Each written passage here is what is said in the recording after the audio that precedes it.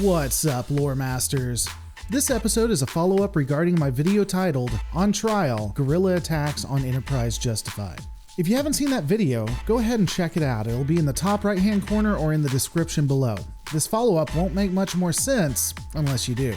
In the previous video, I dedicated 1 to 2 sentences about the actions of Starfleet being a violation of the Prime Directive and how it's counter to what occurred in the short trek, The Brightest Star. It's really interesting to see how Starfleet acts in this situation. They continue to provide aid to one side, even though arguably this is a violation of the Prime Directive due to it being internal affairs. If it's not a violation, then we have to have a serious conversation about the Beul. As is often the case, something that I figure to be innocuous and not really a big deal somehow is controversial. Let's just get into it. First, let me address the one ardent fan that keeps saying Georgiou not saving the Kelpians makes sense because this was before all of the other series, and that the exceptions for the Prime Directive didn't exist.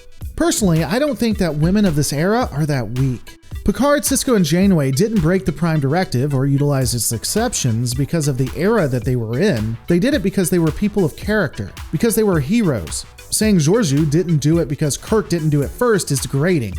But that's me. Also, the exceptions to the Prime Directives existed for a long time. I would be very surprised if they weren't around during the Discovery time period.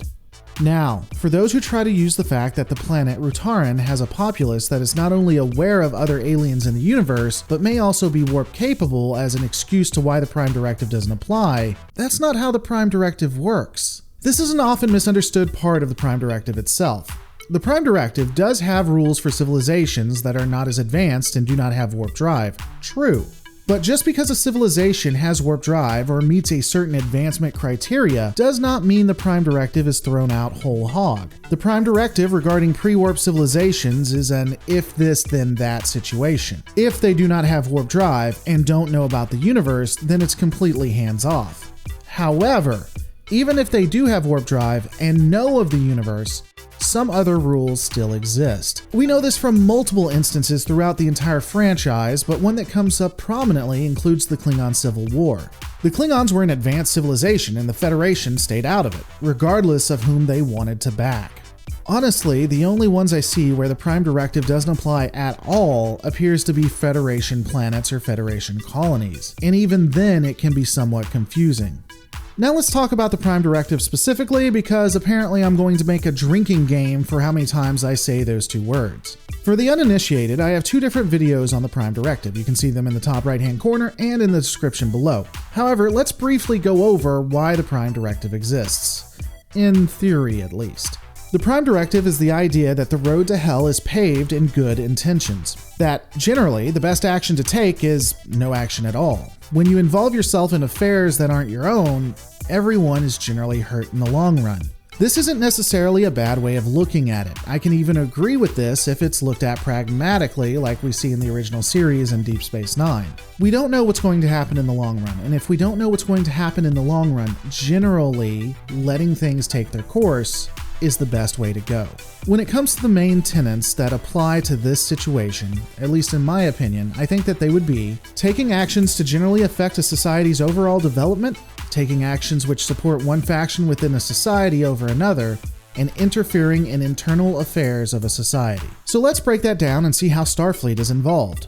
The Enterprise has been dispatched to Rudia 4 to provide medical supplies following an outbreak of violent protests. The planet is not aligned with the Federation and is simply a valued trade partner. These protests are also followed with terrorist attacks by the Ansati, who wish to pull away from the government and become self-governing themselves.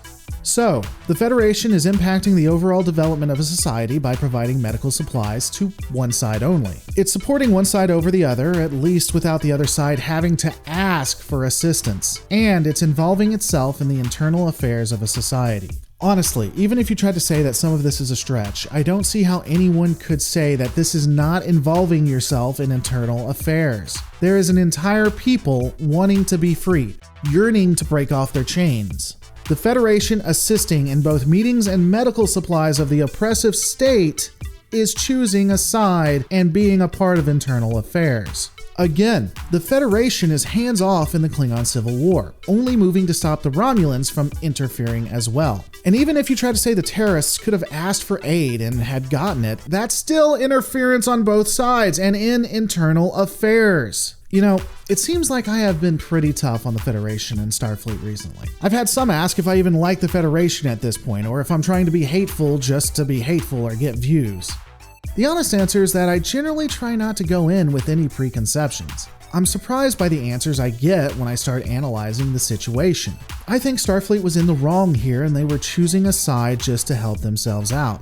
I would even theorize that this was happening because of the Borg, because of the Romulans, because of the Cardassians, that they were losing their morality in order to continue to stay afloat, to stay the dominant dog. However, that's a video for another time. Starfleet for me was clearly in the wrong against their own standards here.